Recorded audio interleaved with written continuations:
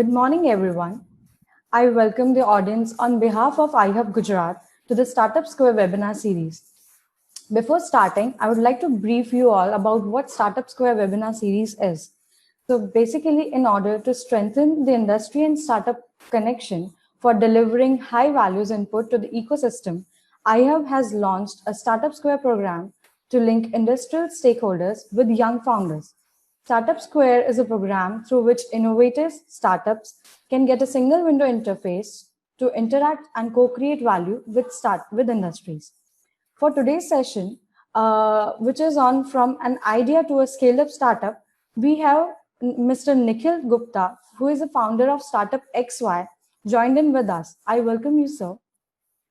Before I formally introduce today's speaker, I would like to welcome Mr. Hiranmay Mahanta, CEO of iHub Gujarat, to share his initial thoughts. Thank you. Thank you so much. Nikhilji, welcome on behalf of Government of Gujarat, Department of Higher and Technical Education, iHub, and the entire startup ecosystem. It's a privilege to have you here today because the ecosystem is concerned to build an innovation ecosystem.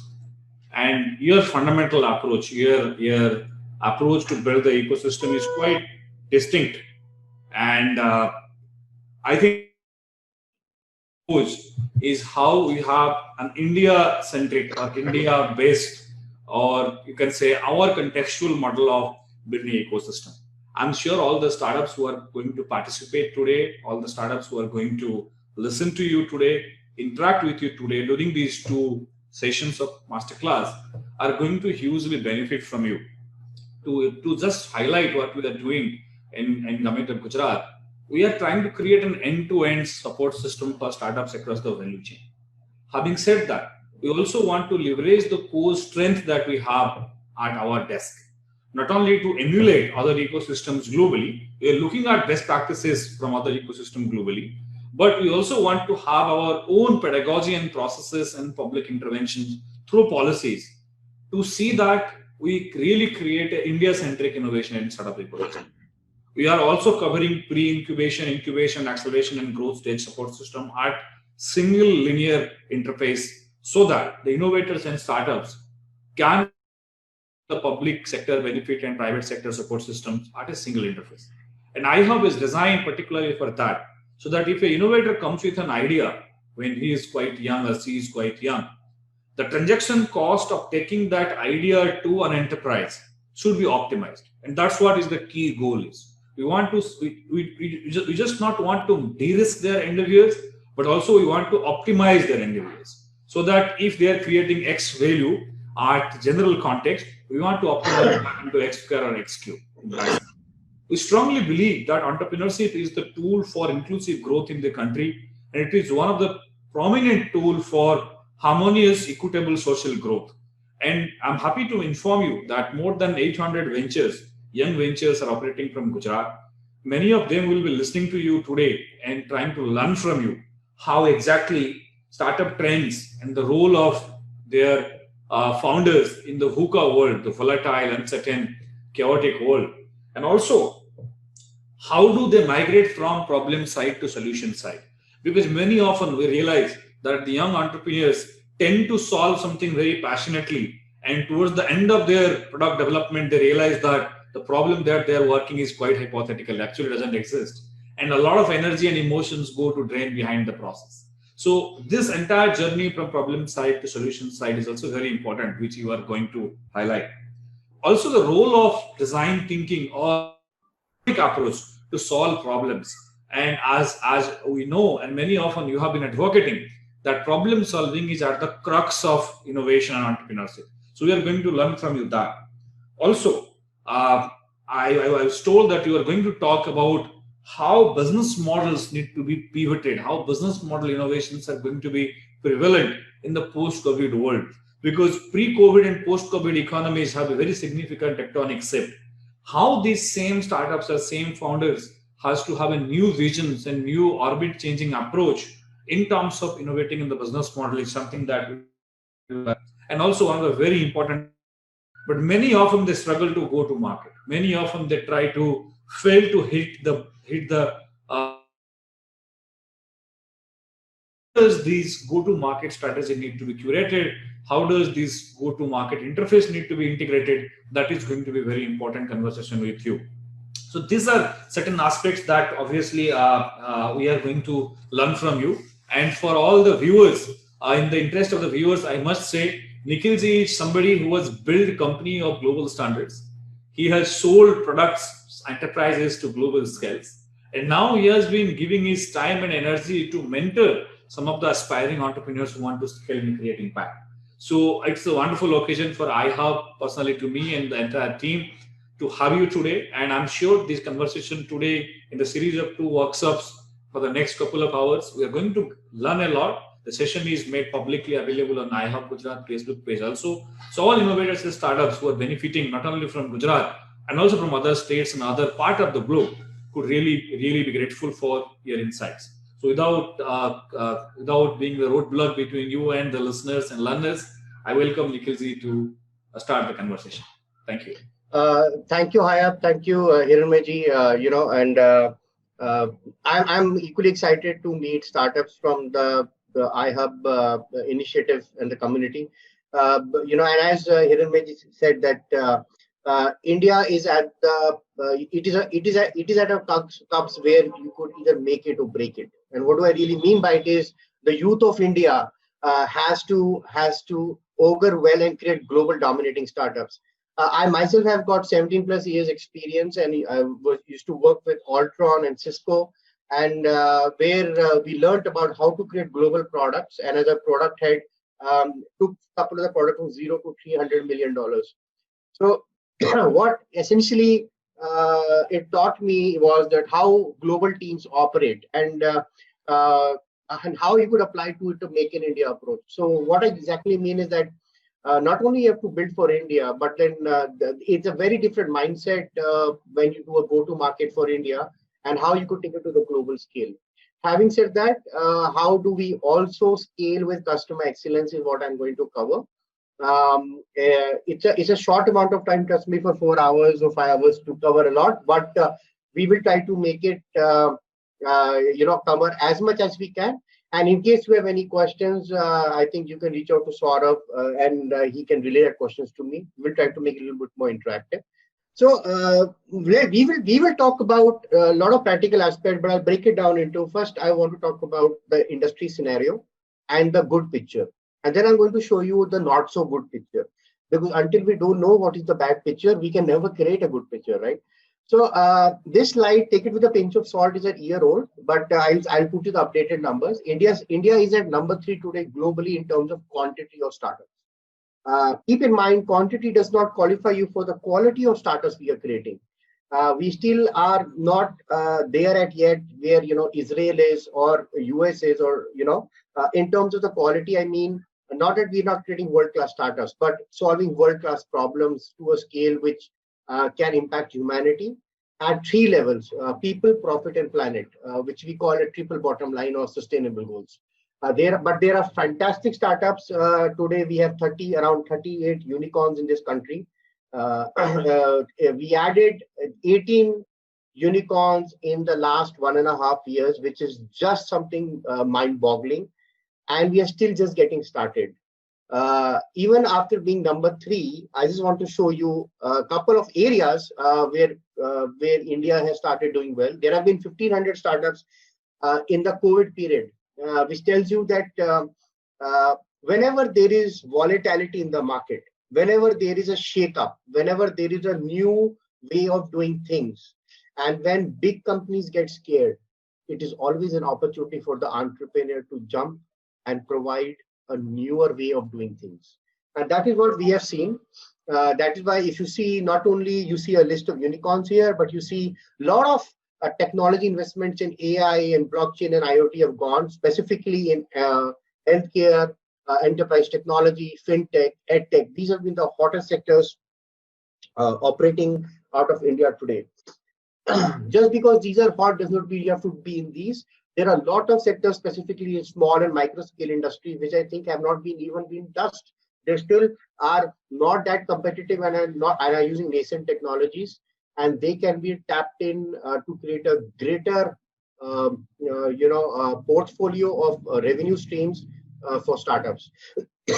uh, I'm moving a little fast now because this is just the data. I want to move from the data and take you how we are going to create a startup and scale a startup. So, like as I said, there have been 1,500 to 1,600 startups created, which is fantabulous in the last 18 months. We even talked about the sectors they have been created. But here I want to show you some numbers. This is till 2019, not 2020.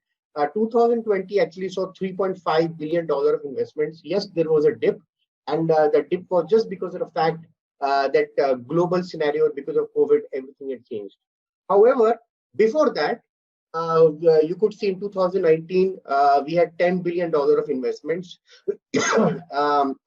and if you see, you divide that we started. There have been startups in India from long back. You know, the legacy goes back from even from Biocon, which today is a global recognized pharmaceutical giant. But it was at one point of time it was a startup which started small. So there have been stories which were too few, and now there are many of them which are coming and springing up. And we know about Byju's to Zoho. They have been very successful, and they have also been unit economics profitable, which is something great. If I now go to a little more interesting picture, and why I say that even though the investment is coming, startups should not worry about investments. And why? If this slide is very important and observe it. If you look at the bottom sheet, the total startups, you realize 92% of the startups never get funded. Now, is it a bad thing or a good thing? No. It is something that you build a startup which can bootstrap itself, which can sustain itself, solving for a customer value for India initially, and the problem which is big enough. And of course, if and then once you are sustainable, it is easier said than done, but we'll cover how we can do it. You would see that startups might not want funding then, but then funding is easily available to startups who are sustainable because they are healthy startups. However, because the odds are against you, lot of startups do this mistake that when they're on the ideation stage or the prototyping stage, they start going and looking for funders, and they waste a lot of time, 6 months, 1 year. You should focus only on one thing: creating customer excellence and getting revenue on the table by matching that customer excellence to the revenue. That's it. Now, that might require you to create a sales pipeline. That might allow you to create a micro segmentation as to who are your target customers and what value you're going to give them. That is the only focus you should have as a discipline. And let the funding be a byproduct, where once you have reached a certain stage which is sustainable, you can ask a question: should I drive the car in gear 2 or gear 4? Where I'm talking about is scale. And not every time scale is healthy. And even come to where scale fails, and how you should be responsible for how much you should scale. So to cut it short, you would see typically even most of the funding from the $10 billion which I talked about in 2019. If you see, most of that investment actually were going to Series B and Series C and Series. So A, B, C. These are startups which have now hit the growth stage, and most capital allocation was going there. So what I mean to say is, when you're starting off your journey, the odds are against you, and if the odds are against you, don't bet against the odds. Instead, work on customer value proposition. How we are going to do that, we'll come to that. So some things which still I'll say what investors look at, but even in your business model, you should look at is playing for a larger problem. There are only two ways of solving a problem: is you take a problem which you have researched on and exist. It could be a niche problem, but if it is a niche problem, then obviously revenue has got only two variables: one is price, one is quantity, right? So if it is a niche, then you need to be able to charge a lot of price, but you can only do that let's say if you have created some very big high barrier to entry or a switching cost. Example, let's say you have come out with a new drug which is predominantly useful for precision disease targeting in genomics. Now, because you have and you have a patent for it, and you have that kind of a barrier you have created, definitely it allows you to charge a premium even if you want it, and be happy. But if on the other hand, if you don't have such a compelling product, if you don't have a product which has got a high switching cost or a barrier to entry, then at that point of time, you cannot play the premium price game. Then you might have to play the the volume game, because ultimately revenue is nothing but price into quantity. Having said this, pricing is hard, and the reason it is hard is just not a number. Pricing is where the greatest gurus always talk about is, even if you increase your price by 10%, there should be no drop in the demand curve. And to make that happen, you will have to create a product which has got immense value to the customer. So tomorrow, if Google search engine, for example, just disappears, people will have a hard time, because we all also use it's part of our daily life story. It is part of us. Google Google is not internet, but that is what Google has become. Right or wrong is not the reason I'm getting into. I'm talking about how sticky the product is at the same time. Similarly, if you look at WhatsApp, now people started talking about WhatsApp. How much time did it take for people to switch off from WhatsApp and move to Telegram or the other platforms, Signal? The reason I'm saying is WhatsApp tried to monetize its business even earlier on. They have a great amount of consumers who are using the product, but consumers don't translate into businesses. Sure, they have a WhatsApp for business, and maybe WhatsApp for business in the long run can give them a greater growth curve. And I will even cover why in some models you need higher percentage of freemium users which can be converted. Essentially, go for a bigger market. That is what my takeaway is. But once you're going for a bigger market, you don't open the gates on day one. You have to first build for smaller customers, micro-segmented, and upsell those existing customers. Because adding new customers increases your marketing budgets and cost of acquisition. But if you start upselling to new, existing customers and you retain them, that is even more important than acquiring new customers. So you have to have both. But I will say focus on customer excellence, and where we fail, we will cover that in the subsequent slides. But customer retention is something please focus on.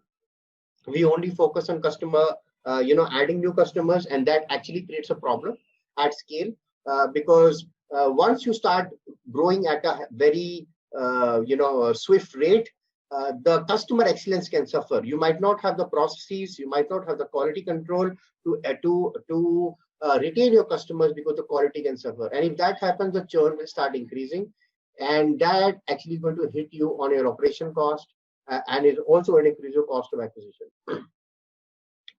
So, having said this, how do we do it for India? We will cover design thinking and business models, but before that, Hiranmay ji just talked about VUCA, and everybody talks about VUCA, but I am going to tell you about VUCA started not due to COVID. COVID just accelerated the VUCA. VUCA was already there in the industry, and we were not, most people were not realizing it at what rate it was growing. But I'll just give you a simple context here. If any one of you are already in, let's say, fields like using technologies like AI, I think you would really know it what I'm talking about.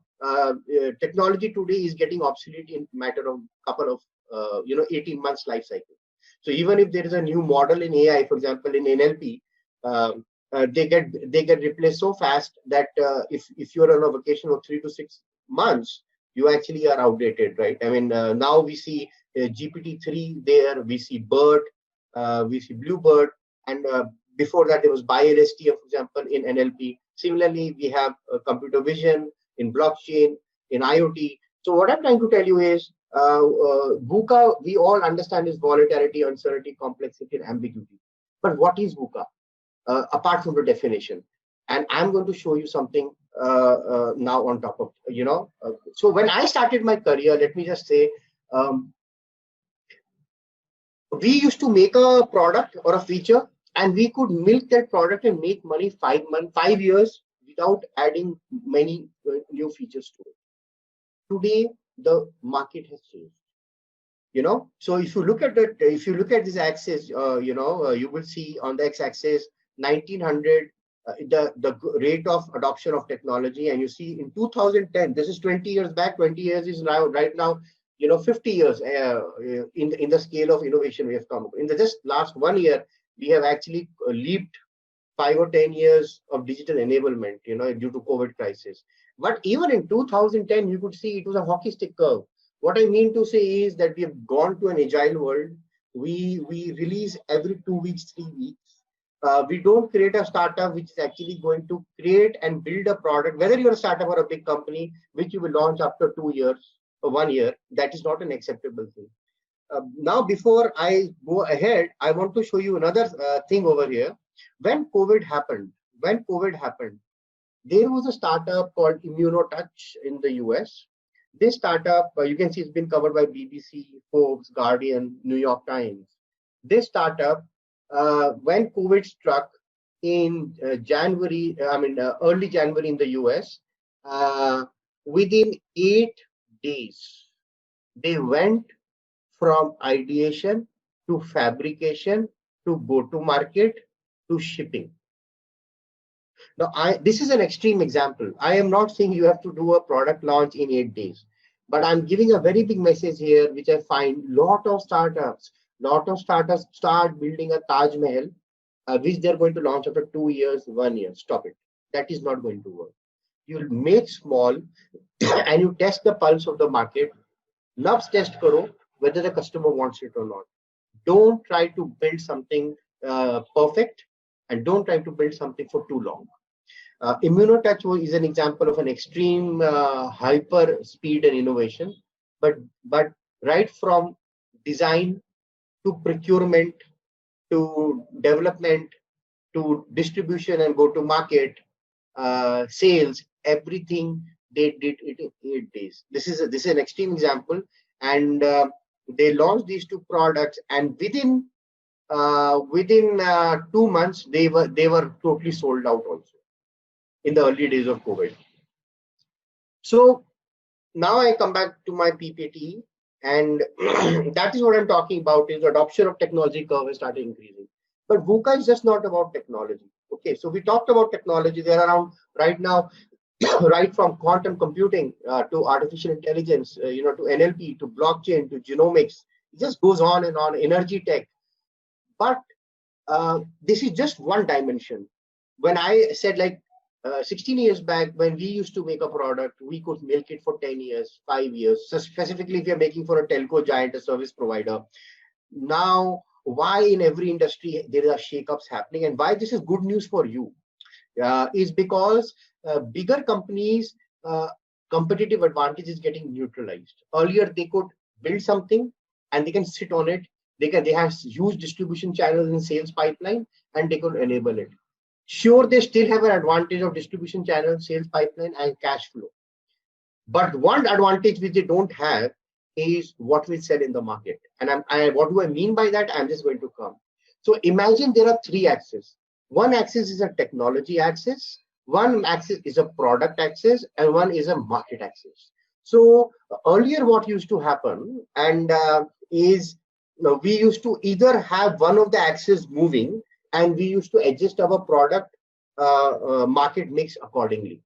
What do I mean by that? Let's say if I have a product which is occupied this TAM, let's say Maruti. So Maruti has got a car, let's say Ertiga, and it takes out another car, Swift Desire. That's a new product, right? I'm creating a product now, and I can create vertically the products or horizontally. Vertically means I can create product key variants, luxury, baseline product of the same model, and then I can have different cars for different purposes, right? XUV or the line of luxury or mid segment, early segment, alto, and I can have that product line. The other thing was the market. Now, market is not only a physical market here. Market can be also the way you have put your business model in implementation. What do I mean by is not only that you're selling in India or in the US, where it's a freemium model, where it's a subscription model, where it's a pay time, one-time pay only, whether it's fixed charge model, whether it is pay per use model. There are multiple ways the markets can operate in. So let's say if my competitor is on one kind, dominating in one kind of a market, I could find a different market and create my own uniqueness and create a compelling value and survive. But never in the history for the past 10 years, we have seen three axes moving together. The technology axis, meaning the rate at which technology is changing is at 18 months today. As well as the change in newer products coming in, as well as changing in the way the markets are structured. Now, once you have changes happening at three axes, you yourself can understand and comprehend how hard it is for a big company to make bigger bets. Yes, you can make a big bet, let's say, Hyperloop could be a great technology, or we all know electric vehicles is a great bet. But in electrical vehicles, are we going to use lithium-ion battery in the long run, or there going to be some other replacement? What will be the storage? What will be the distribution and charge? What will be the efficiency in terms of the torque and power? What will be how will we distribute the network? Now, there can be hundreds of configurations of the product line, as well as the models, as well as the technology. Models can be that you buy the car, it could be pay per use, it could be subscription model. So what I'm trying to say is you can see now, you can appreciate that the combination of product, market, and technology has created a big difficult challenge for bigger companies.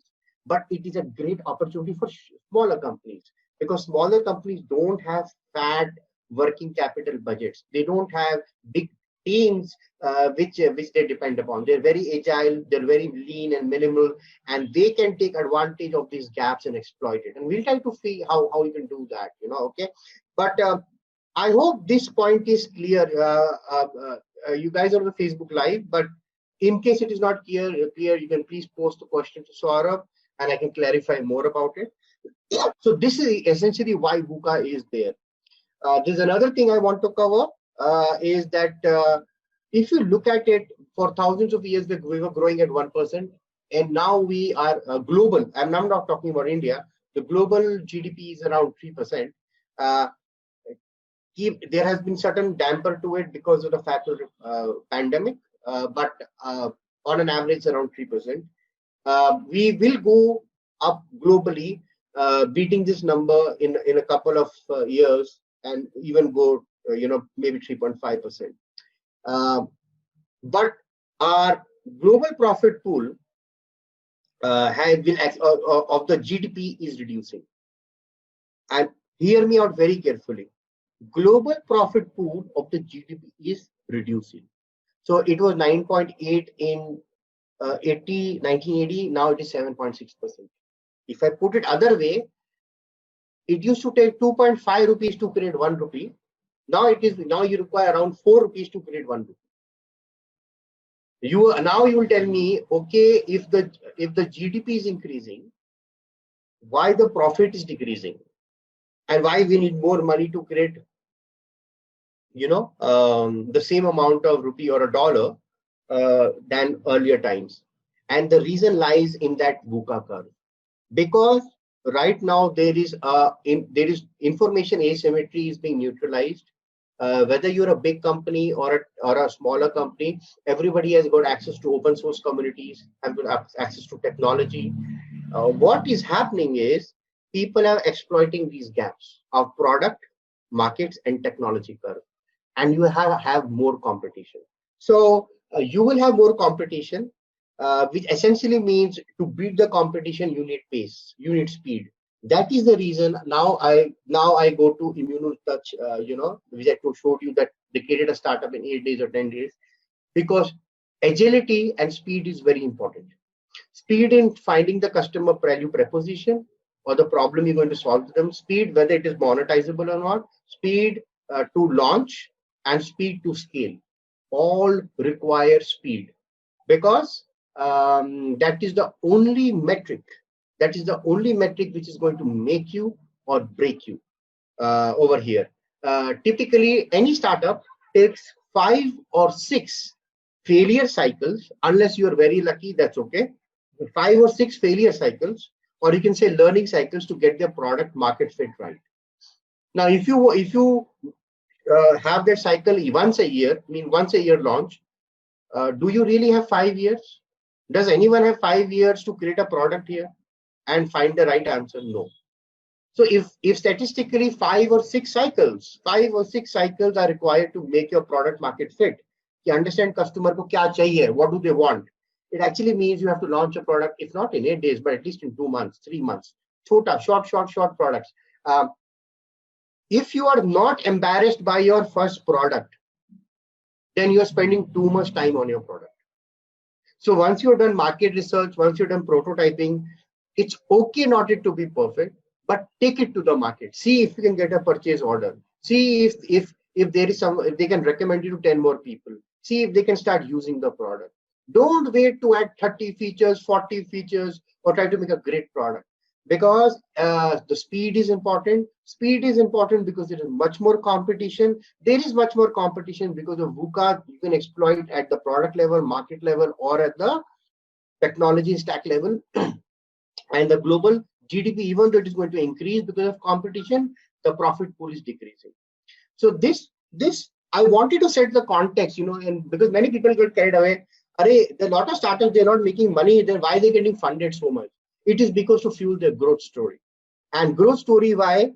Because of the VUCA world we talked about. There's another way of looking at it. This is a Harvard Business School 2010. So that's why I said, even that time, people have started talking about VUCA and the significance of it. Any industry you take in the world, any industry, and if you take the sum of all the market share, which cannot be more than 100%, you would actually find that not more than, you cannot, 3 or 4 companies, they capture 60 to 70% of the market. And how you, for example, you look at cars, you look at FMCG, and you just name the brand, electronics, mobile phones, just name the brands. You will only get in your brain 2 or 3 or 4, max 5 brands, which you will remember.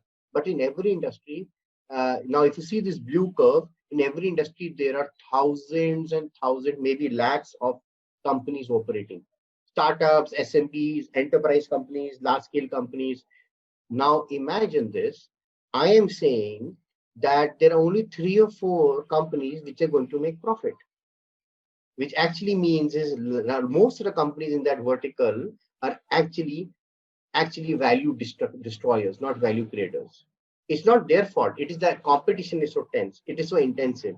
That is why even if you take that funding, it doesn't solve a problem, because I might give you a lot of firepower, but if your troops don't know where to attack, meaning which problem to solve, for whom to do it, what are the objectives, all that firepower is useless. So that is why design thinking, rapid prototyping, agility, going to the market faster, and scaling with right operations, and processes are really critical, mission critical, to get yourself at least, if not in the top 1, 2, 3, but somewhere in the top 10th percentile, so that you have the success rate. And that is why you would see a lot of companies are being fueled, because it is ultimately a domination game. If they are not fueled for hyper growth, they are going to become value destroyers soon.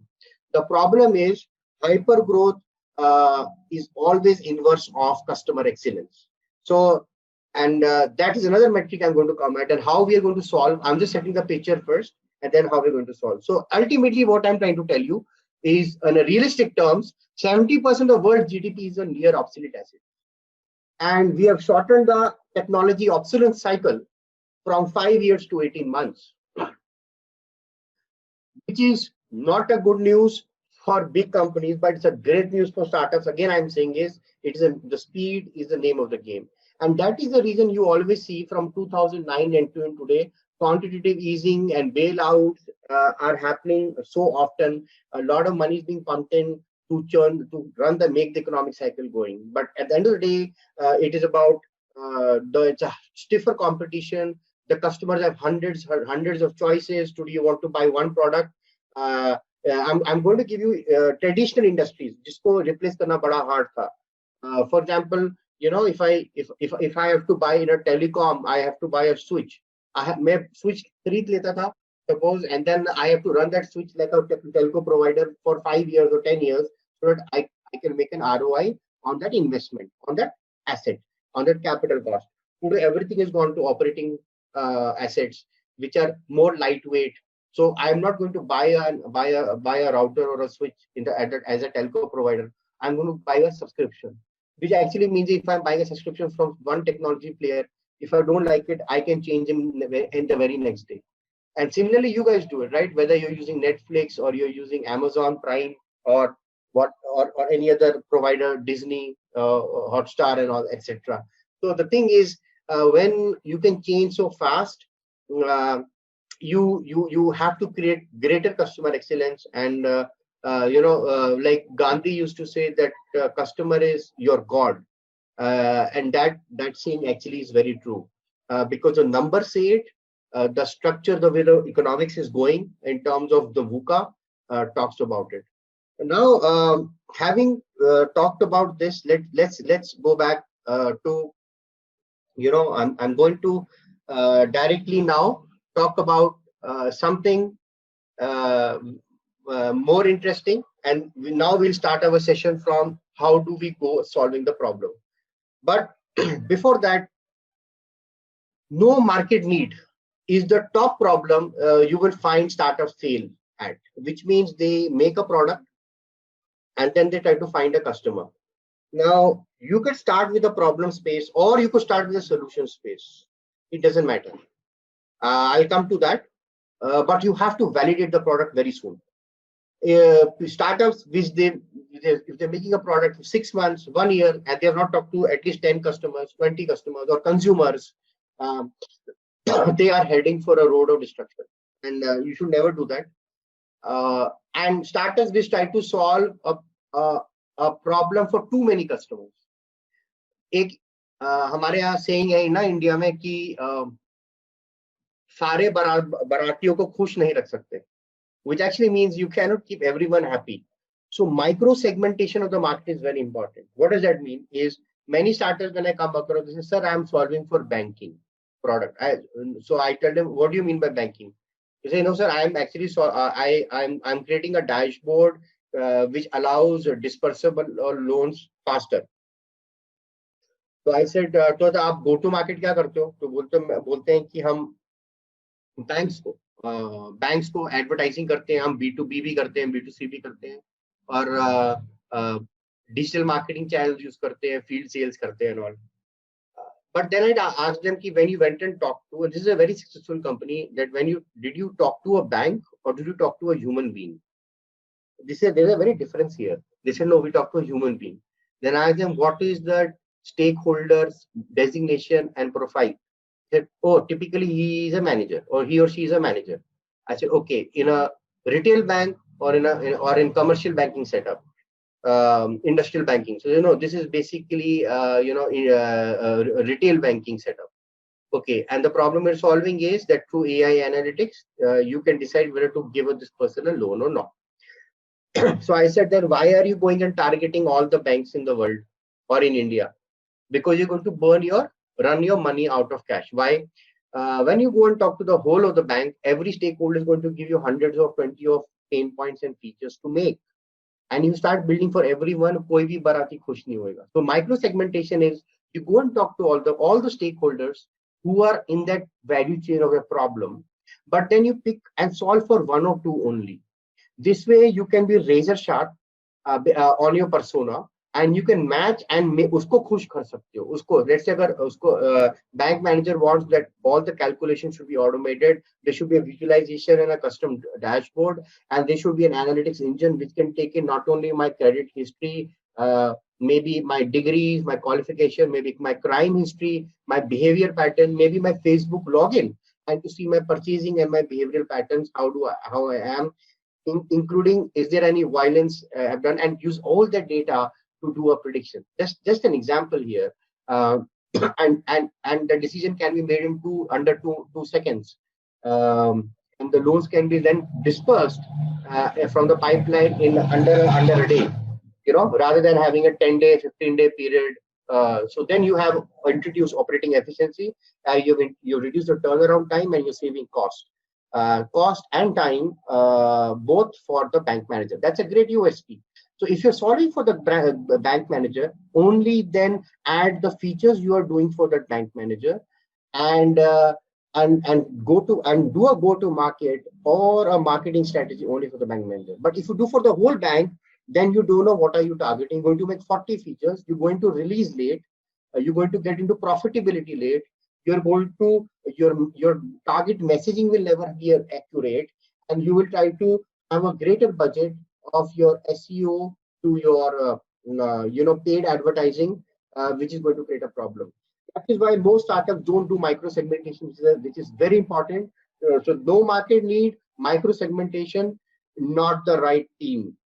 This is a little complicated. The third one, getting the right team. This also depends upon how, because getting a team is not a game of money. Getting a team is a game of, is an equation of your sense of purpose. Of course, there is a reward to it, money and services, but sense of purpose and your charisma really matter here. So as leaders, as entrepreneurs, charisma doesn't mean that you have to speak English well or Hindi well. Charisma means that आपको अपने पे belief and false positive belief नहीं, but belief for sense of purpose in the mission you believe in होना चाहिए. If you have that, that is contagious. People will get attracted to you. They will say, I want to be part of this story, because they're solving for some purpose which is far more grounded and far more real.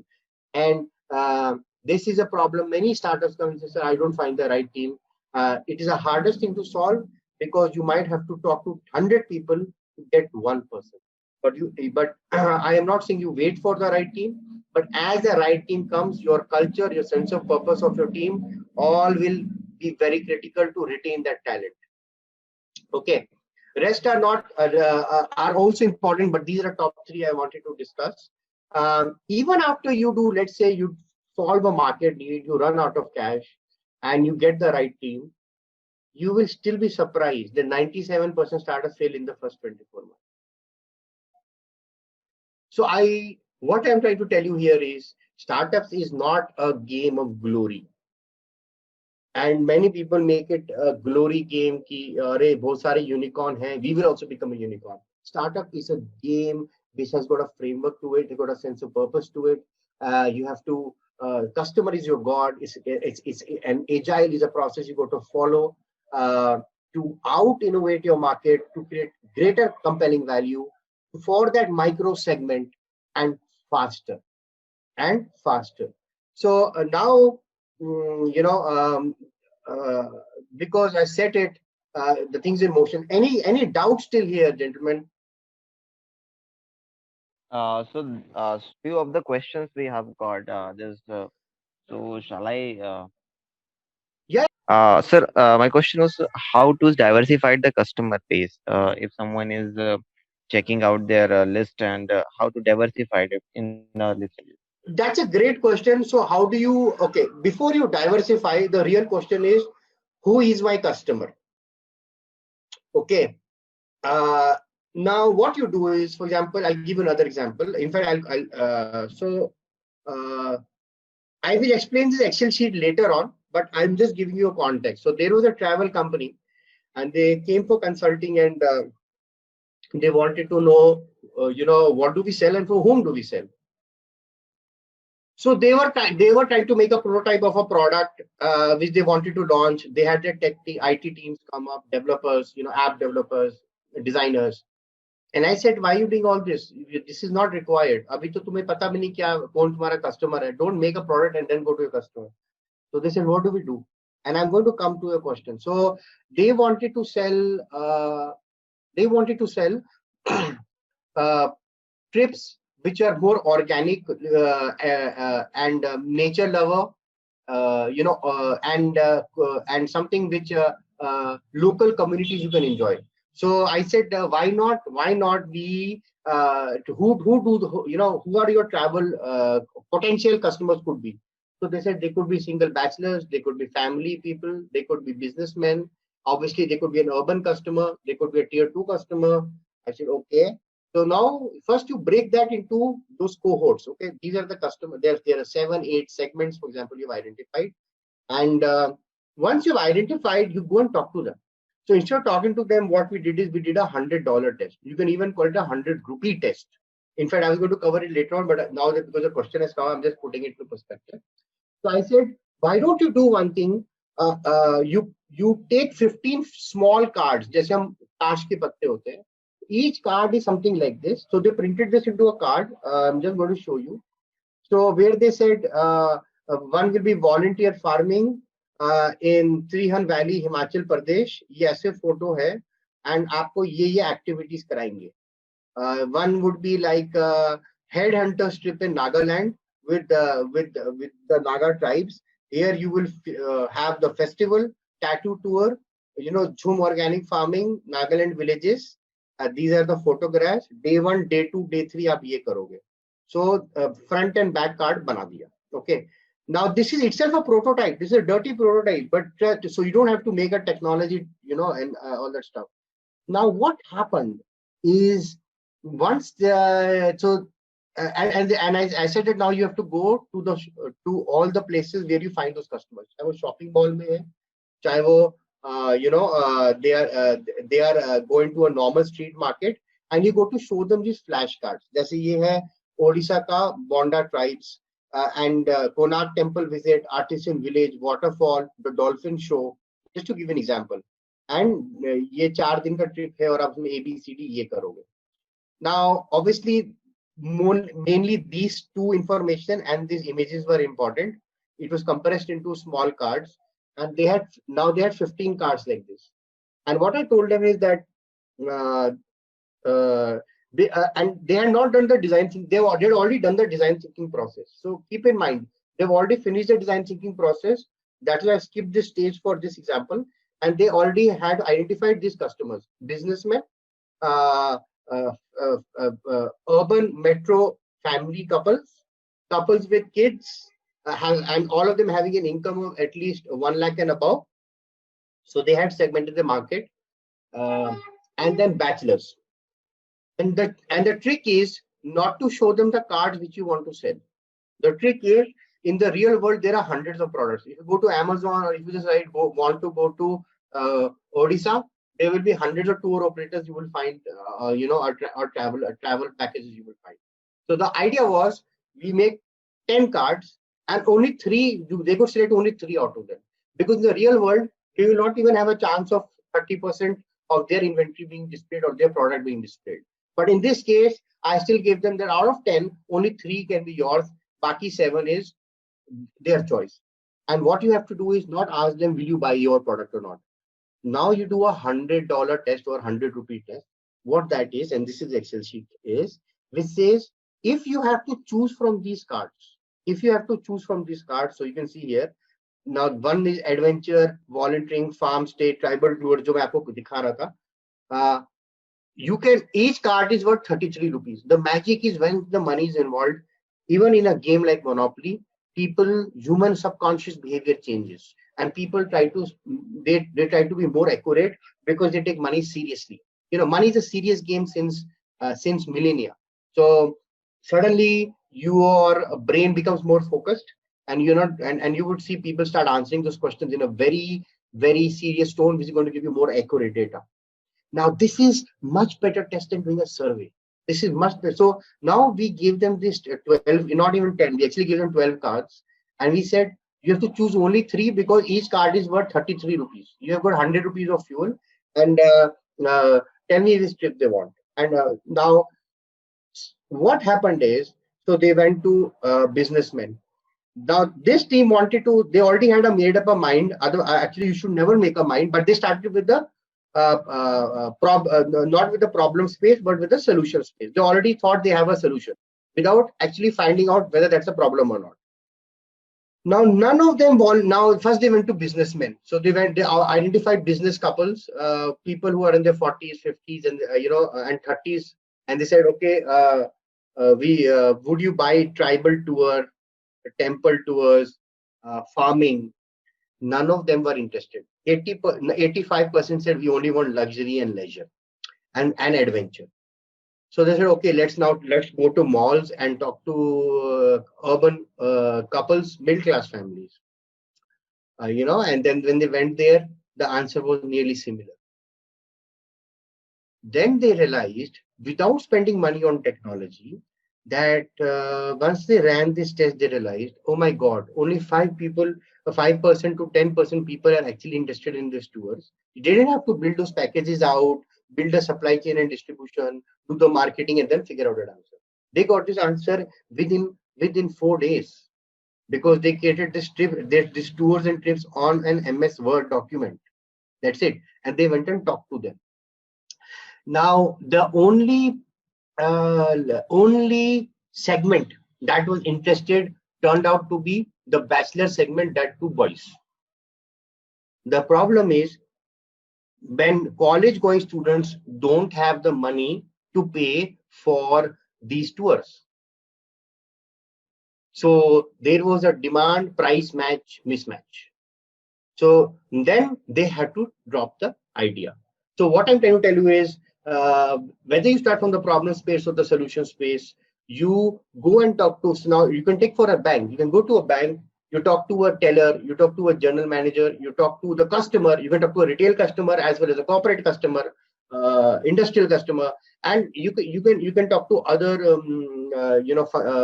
stakeholders within the bank, and figure out all the problems they're talking about. So example, let's in travel, it will be food, accommodation, budget, activities, safety, transfer. What you see is what you give, online. For bank, it could be easy disbursement of lower interest rates. It could be simplified processes of approvals. It could be hassle-free ABCD services. Now what happens is, and every stakeholder will tell you their perception of the problem. You take those perceptions, you take their problems, and they will tell you, maybe they'll tell you 10 problems, 20 problems, and find the common denominator. So out of this, you will find in 2 or 3 segments, few problems will be common. But you only solve for 1 or 2 segments, which you find can pay the money. That is why usually in this travel example, youth don't have the money to pay for tribal tours and village tours. So ultimately, they had to drop the idea, or they had to sell this from the international destination company for inbound travel. Inbound is foreigners coming inside India, because they might have the money to pay for it. So, or they have to drop it and target the adventure and luxury for the business traveler or for the young couples, and then curate the tours accordingly. Ultimately, whether it's a travel, whether it's healthcare, whether it's banking, you can talk to all the stakeholders, find what is the common thread of the problem, find which problem is monetizable. Not only it's a problem, but it is monetizable, and then you say, okay, this is monetizable. This is how big the problem is. Maybe 1 million people have this problem, or maybe 500 people have this problem. The thing is, that will decide your time, and that will decide your which segment you should operate in. Okay. Now, over a period of time, there is another question. The another question is, should I diversify to another segment, or should I upsell?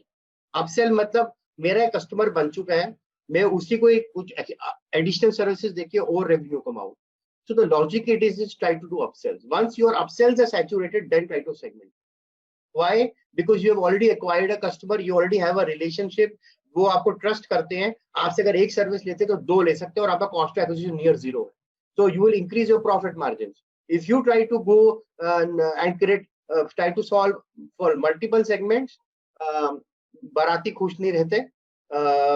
That saying is not only true, but it is actually true.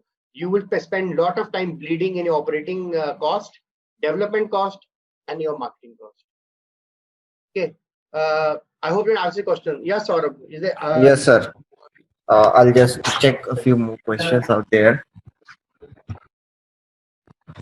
So another question we have got is so the startup has put up here is how to start initial market study, right? As you mentioned, this customer base, the whole thing about the customer. So apart from this, the starting the smart. That will be coming. initial- How to start is aage. I just wanted to first set the umbrella about VUCA and Right. Right, sir. So we have received one more question is how to maintain the speed in the early days when the startup is in early days, they are developing initial prototypes. So how they can continue the speed so they can match the deadlines. So as you talked little about this, so that I'll cover. That is coming. So then, okay, okay. So let's move forward. How to create products faster? That's the whole thing, right? And what is the process to it? That is a design thinking process with agility. I'll be covering that. right. Okay. So, Okay. so we what can do you move think- ahead, sir. Yes. Okay. So what do you think are the top 3 elements for a successful startup? This is a study by Bill Gross from Harvard Business School. What do you think are the top 3? And this is valid even in India, by the way. This is globally.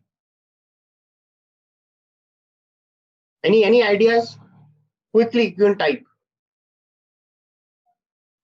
So top 3 elements for startup success. Majorly, we keep us on the if someone has a patent technology, so they can move faster. If they have already existing market, so they can innovate faster.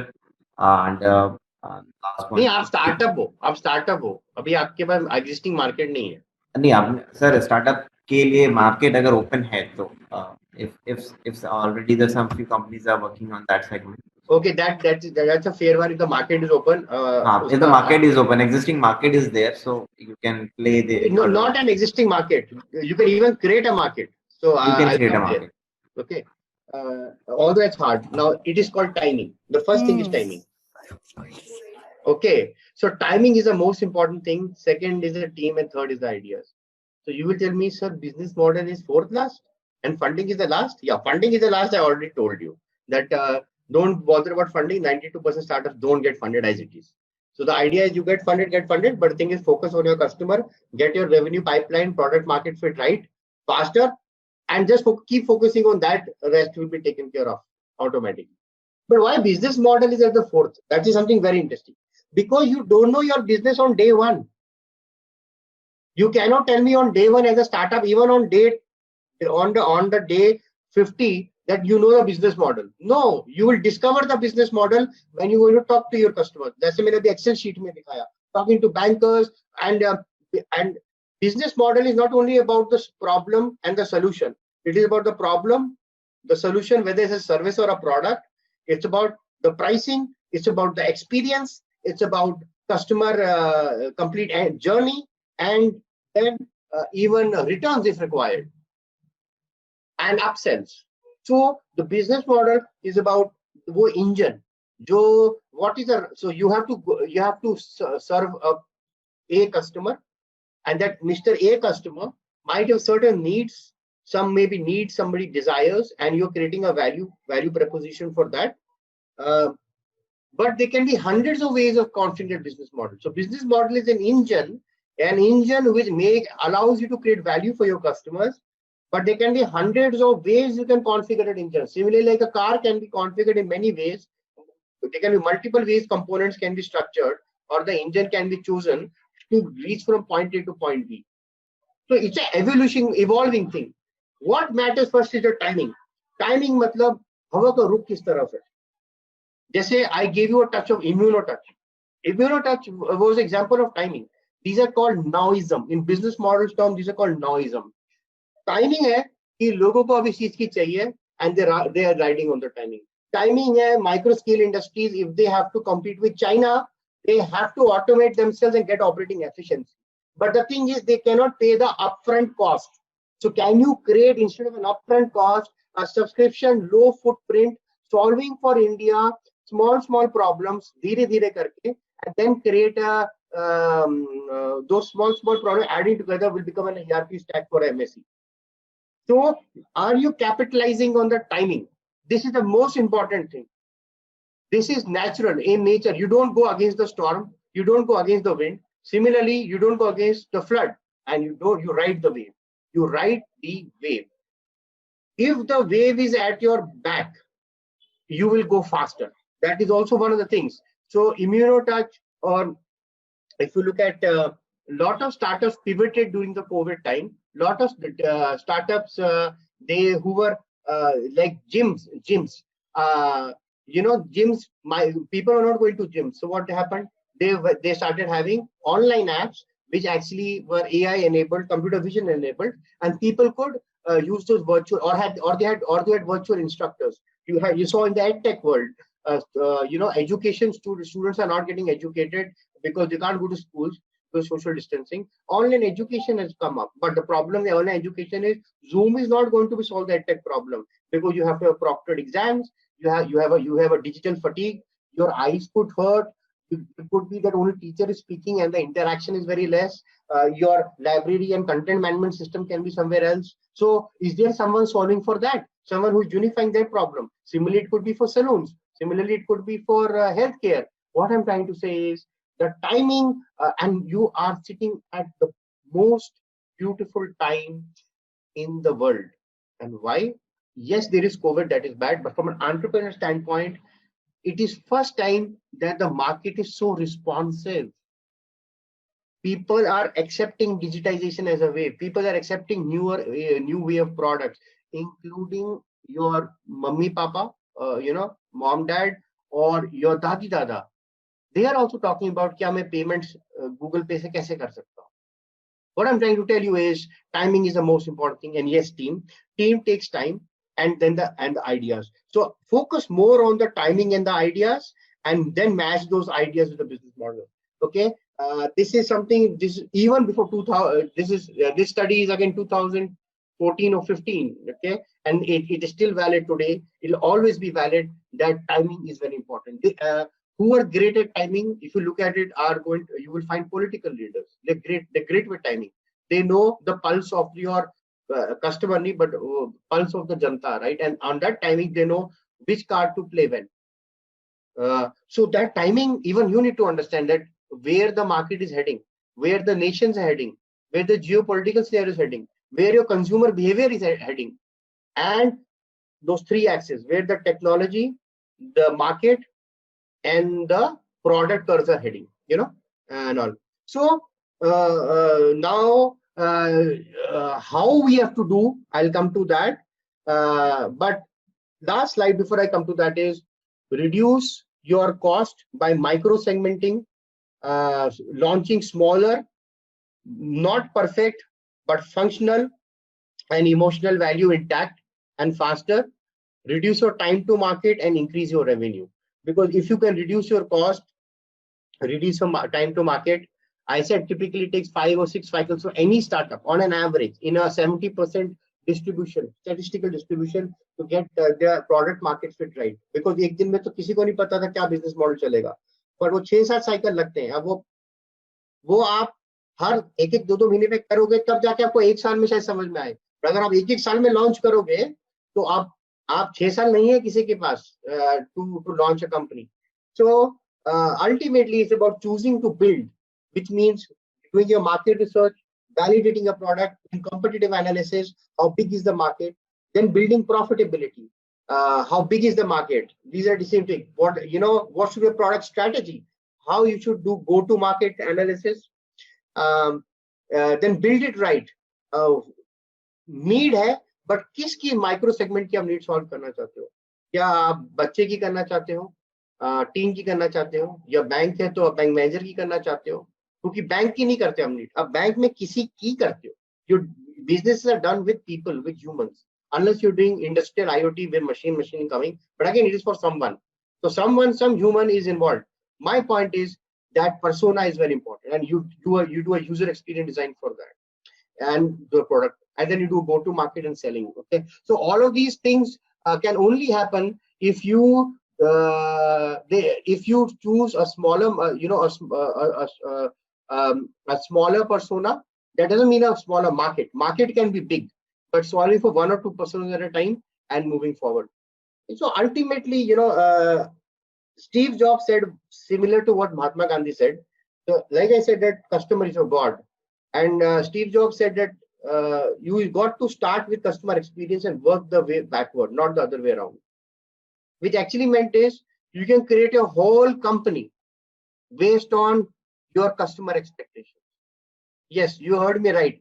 Your org culture, your org design, although that is not important when you are a startup, that is more important for growth companies.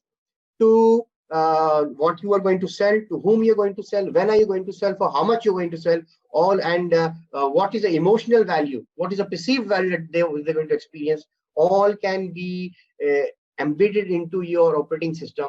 By operating system, I mean by in your product and your brand and your company and your organization, which can be secreted. Okay, so now we're going to talk about how we do it. Okay, so essentially now comes the how picture. So people can be, पहले क्या होता था, you know, we used to launch a product traditionally, 1990s लगा लो तक, and then people have those options, they can buy the product. Today it is no more the case. People have subscription plans, premium plans, even cars you can take on lease today. They in US even a subscription plan for cars. So ultimately everything is moving out of switching costs are becoming harder to maintain. To buyer-centric market. Okay, what do customers really want?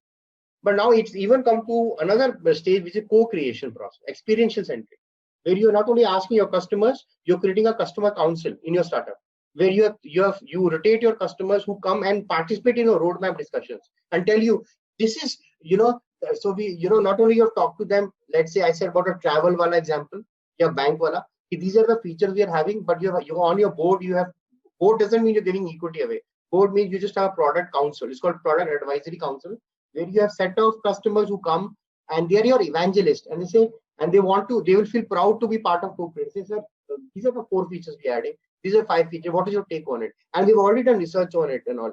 And how the screen should look. What should be the customer journey experience of it? What are the perceived value you want to give in terms of pricing on top of that? And let them build that experiential journey together. So product advisory councils and experiential co-creation is something very important if you want to hit your success rate even faster. So 2 methods, quantitative and qualitative, exist. And now we will talk to them how we are starting to do that. So let's say this is day 0. I don't know what to do. Okay. What I know is any market I go in the world, there are going to be gaps. What is business is nothing but finding that gap and then monetizing that gap. You just don't have to find that gap. You have to see if this is monetizable or not. And that gap has a human story. You're solving for a human being. धंधा आप लोगों के साथ करते हो, दिल से करते हो, इमोशनली अटैच्ड होना चाहिए आपको कि आपका कस्टमर इज अ गॉड. तो वो आपको पता नहीं है भी आपका कस्टमर कौन है. But I told you one of the process how to do it is, you know, by going and validating all the segments, all the stakeholders. So you have to discover the problem and then you have to validate the problem. So there is a universe of a market. In the market, there can be many problems. You don't have to think of a problem. Thinking, even if you think a problem, then you have to validate the problem. I'll come to that, okay? And then you have to use some methods to validate them. First method is going and doing customer interviews, which I talked about. I'm talking to bank manager, and in the interview process, you don't go and tell your customer कि मैंने ये बनाया. Okay, you have to give them respect. अभी आप वहां dumb behave करोगे because आपको नहीं पता. आप क्या सवाल क्या पूछना है? The question should be how does your typical day starts? What are the top 3 problems you find in this journey? वो जो उसके डे क्या है, ऑफिस का डे क्या है, फॉर एग्जांपल बैंक हो गया. अगर आप किसमें से कौन सी 3 प्रॉब्लम हम सॉल्व कर देते तो आप बोलते मेरी जिंदगी सुधर जाए, you know, or it will elevate my pain points in my life. And let them talk about it. Don't give them solution. When you are doing interviews, that is called real empathy. You are not to define the solution here. In fact, the hat or the mindset you need to discover a problem is not the same mindset to solve the problem. The person can be same, but you have to wear a different cap. At this point of time, I am just here empathizing, like Gandhi used to say, you know, that empathy is very important. That is the greatest asset. That is a skill of listening. That's a skill where मैं सिर्फ सुन रहा हूँ, और जब मैं सुन रहा हूँ मैं सिर्फ words नहीं सुनता, we do something called an empathy map. Empathy map is, I'll come to that, which is what people say, think, feel, and do. So हम क्या करते थे, or we still do. When I go and talk, let's take an example of this, which I told you of the travel one, right? Where we already had the segments, and we had to validate a segment of businessmen. We had to validate a segment of, let's say, young couples, single but earners, and then tier 1, tier 2 metro having an income of 1 lakh and above. Okay. Now, what we used to do is we used to record. We should tell them, do you mind if we record for our interview? And some people were not comfortable, some people were comfortable, but the camera was never at their face. We used to just record it, and people who used to allow, हम कैमरों के face पे भी दे देते थे, ऐसा नहीं है, but always ask them. What we were trying to say is, we record the session, we take this, and जो उन्होंने टिक मार्क कराया, but what they think, say, feel and do, जो कह रहे हैं, कर रहे हैं, सोच रहे हैं, and शायद से सारे आंसर आपको एक ही वक्त नहीं मिले, but कभी-कभी मिल जाते हैं. It's called an empathy map, and we used to find are they contradicting themselves, or are they actually mean what they mean? So you can also do the same exercises when you take customer interviews. You can also record it and say what they see. हो सकता है मैं बोल रहा हूँ, लेकिन आपने जब रिकॉर्ड किया देखा यार ये सीरियसली तो बोल नहीं रहा था, ये उधर देख रहा था. I don't know, should I take this as a sample data or whether it is noise in the data? Maybe they're genuinely interested, maybe they're not, but you can eliminate it. Similarly, what used to happen is I'll give an example of ethnography study, which is again very important. So when you ask a customer to choose a card, do you want a black jeans, blue jeans, purple jeans, whatsoever? They picked up. Everybody said they want blue jeans. But when you observe in the store, okay, what they think, say, feel, and do all have to match. To do matlab action. When they observed them, what they were realizing subconsciously, more than 70% people were picking black color of jeans. So the point is, the answer will always lie by not only looking at what they are saying, but think, say, feel, and do. And उसके लिए आप record करके signals match करो. जरूरी नहीं है आपको हर एक signal हर time मिले, but you have to, as many signals you can get and try to derive an insight. Try to drive. Sometimes people will not even tell you there is a problem. They will say, yes, that is why I said आपका दिन का routine क्या है. I didn't say आपकी problem क्या है. Sometimes it is a part of culture की ऐसे ही होता है. They take it for expected. I'll give you an example. One of my friends, client, I'm not going to name him, but they are shipping container giants, and shipping container giants. So they actually how the containers क्या होता है? तो containers, you have a system called pallets, and a container 20 by 20 foot का होता है, 40 by 40 foot का होता है. So what happens is typically container has to go from India to Singapore, and then maybe from Singapore it is come back to India. Now container is sitting at a port. Port पे the container owner has to pay a rental to the customs because वो port पे container dockyard पे है. Container तब ship तो move करती रहती है, बट कंटेनर तब तक मूव नहीं करेगा जब तक कंटेनर भरेगा नहीं. 40 by 40 का या 20 by 40 का, 20 by 20 का कंटेनर. तो it is like what used to happen in the olden days. जब तक पूरी बस नहीं भरती, बस ड्राइवर बस नहीं चलाता, तो कंटेनर का भी सेम हिसाब है.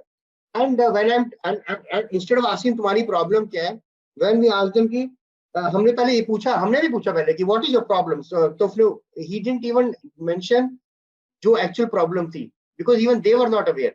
जैसे प्रॉब्लम तो ज्यादा ये है कि कभी कभी क्लियरेंसेस में टाइम लग जाता है and all that stuff. And it could have been that clearance को ऑटोमेट करने का सॉफ्टवेयर बन जाता. This is what I am trying to say is that once you ask them and observe them, things can change dynamically. So they were actually exhibiting the symptoms. What does that mean? Then we asked them, अच्छा तुम्हारा day बताओ कैसे start होता है. तो बोला कि पहले मैं आता हूँ, पहले एक बार अटेंडेंस हो जाती है, देन आई चेक कितने स्टेटस ऑफ ऑल जो इन ट्रांजिट में जो कंटेनर्स हैं, फिर कितने कंटेनर 2-3 दिन में हमारे पोर्ट, एक इस हफ्ते हमारे पोर्ट में वापस आने वाले हैं, क्योंकि उनकी कोल्ड कॉलिंग शुरू होनी होती है। तो मैं टीम को बोलता हूँ ये कंटेनर्स सिंगापुर से आ रहे हैं, ये आ रहे हैं from Australia, now you go to make calls so that वो कंटेनर भरें। तो एक्सपोर्टर्स को कॉल करो कि सर आपको कंटेनर भरना है, हमारा कंटेनर आने वाला है और आप इसे भरना शुरू कर दो। Now then when they were telling I said अच्छा तो आप ये 7 दिन पहले 10 दिन पहले शुरू कर दे रहे, बोलता है जी। आई सेड भरने में कितना टाइम लगता है कंटेनर? सो ही सेड हाँ वो तो हो जाता है आराम से, 7 दिन में भर जाता है, 7-8 दिन में। तो आई सेड 7-8 दिन में भरता है।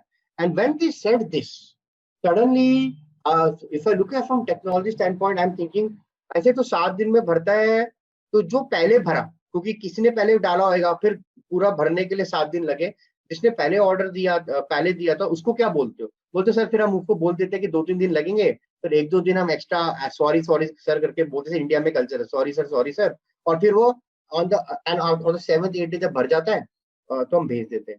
Then second question to him is तो सर इस जर्नी में 7 दिन तक ये इधर ही पड़ा रहता है, ये तो गवर्नमेंट का डॉकयार्ड है, इसके पैसे कौन देता है? बोलता है हमें ही देना पड़ता है। तो क्या आप अपने जेब से तो भरोगे नहीं, तो have you added to the cost to the customer on it? He said yes we pass it on customer को कॉस्ट। अच्छा और टिपिकली राउंड ट्रिप्स कितने हो जाते हैं? तो बोलते हैं हमारे साल में वो we can do around 60 round trips of the container or 40, I don't remember the exact number. Suddenly it was very obvious that for them it was a natural system. But if you have to create 3x value, 10x value, that is what you have to think. Customer might not always say, but this is ethnography study. जब हमको observe किए, then what we realized is, okay, what if this couldn't be filled in one day? Can they save that cost on the dockyard? Can they save can they increase the revenue because turnaround time will be faster? Instead of having 60 times of to and fro, and it become 85 or 84, so it will increase the revenue. And will the customer be more happy? And then can they reduce the price more because they can वो revenue भी बढ़ गया और turnaround time से, और dockyard में भी नहीं रखा तो कस्टमर को ज्यादा price sensitive कर सकते हैं. We can pass on some of the price goodness to the customers so that they become more happy with us and they're more compelled to stick to us. So we asked them कि क्या ये एक दिन में भर सकता है? बोलते नहीं, पॉसिबल ही नहीं. ठीक है, but we said what if अगर हम आपको एक सोल्यूशन दे प्रोटोटाइप करके और आप लगाओगे और आप अभी पैसे मत दो पर आप लगाओ, लेकिन हम वो आपको दिखेगा अच्छा नहीं पर वो सारा ये ऑटोमेट करके देगा. आपका बिडिंग प्रोसेस कर देगा, कितना पैलेट है, कितना भरा है, वो ऑटोमेटिकली ईमेल भी कर देगा, कॉल से कॉल में चला जाएगा. बोलता है ये सब हो सकता है क्या? बोलता हो सकता है. कितना लोगे पैसा? नहीं अभी पैसा छोड़ो, लेकिन ये आपको 2 हफ्ते में देंगे. गंदा दिखता होगा साइड, उसको छोड़ दो, फंक्शनल होएगा, बिजनेस की नीड रिजॉल्व होगी. Now that's a B2B customer. For a B2C customer emotions and functional and experience also matter. In fact even for B2B it matters. पर अभी हमने प्रोडक्ट नहीं बनाया, अभी हम सिर्फ फिजिबिलिटी एनालिसिस कर रहे थे. तो once we did that, we didn't even inquire for 1 month, and then they automatically called and they said यार वो क्या हुआ यार, आप इसको आगे और बिल्ड करने वाले थे. ऐसे क्यों, क्या हुआ? बोलते नहीं यार हमारा एक दिन में नहीं, लेकिन हमारा ये 3 दिन के अंडर भरने लग गया. तो 7 days से 3 दिन, that means they have saved 60% of the time. So I said इसे राउंड ट्रिप पे कितना फायदा हुआ? बोलता we have increased the margins by more than 22-23%. This is what I'm trying to tell you. Now, obviously, I know, okay, you have got a market need and you can build on it. So not all answers you are going to get just by talking to people. We couldn't have figured it out if we had not observed them. अगर हमने ये नहीं पूछा होता कि आपको ये बोल रहा हूँ, डॉक्टर को जाके आप नहीं बोलते कि मेरे को ये बीमारी हुई है और बोलता अच्छा ये बीमारी है, उसका इलाज है. Sometimes you have to talk about the symptoms. Okay, so you have to discover those symptoms, and for that use empathy maps. Then you do product interviews, keep it open-ended, and ethnography studies. Once you know कि उन stakeholders ने बोला कि ये 10 चीजें important है, हमें ये चाहिए, तब जैसे मैंने आपको बोला आप सर्वे कर सकते हो या $100 टेस्ट कर सकते हो, जो मैंने आपको दिखाया था एक्सेल शीट में कि सर आपने लास्ट टाइम बोला था कि आपको ये फूड अकोमोडेशन बजट ये सब चाहिए, and now I am doing whether it is must have, good have and can drop, because मेरे को रोड मैप बनाना है. I want to know which one I have to launch faster. And then वो बोला कि नहीं यार मेरे को ये दे दो. One means suppose that I need it. तो वो maybe बोले मुझे must have one ये दे दो. It should be budget price sensitive. Accommodation should be clean. जो आप मुझे बोल रहे हो वही हो, और मुझे ट्रांसफर ये सब नहीं चाहिए, लेकिन मेरे को जो चाहिए for example is safety. So then I know that on day and food. So I know on day one मेरे को सारी प्रॉब्लम सॉल्व नहीं करनी. I know on day one, maybe for me, a business traveler, these 5 things are very important for me. And इसका customer journey, in what configuration they want, what kind of food they want, do they want personalized food, do they want cost-effective food, do they want localized food, the hygiene of the food, because this itself can have a complete journey in itself, each one of these features. And we try to streamline it. Okay. Trick is do that in 2 or 3 weeks as a prototype and try to get it. So don't take surveys on day one. Surveys are for validation. Product advisory council is for validation. $100 test is for validation. Social media pools is for validation. Because आप media pools में या surveys में आप 3-4 option ही देते हो, but अभी तो आपको पता ही नहीं कि वो सिम्टम है कि प्रॉब्लम है या प्रॉब्लम है भी कि नहीं. आपको सबसे पहले जाके लोगों से बात करनी है, वो स्टेक होल्डर से बात करनी है, तभी आपको पता चलेगा. और एथनोग्राफी स्टडी करनी है, मतलब ऑब्जर्व करना है, एंड एम्पैथी मैप बनाना है, व्हाट दे थिंक से फील एंड डू.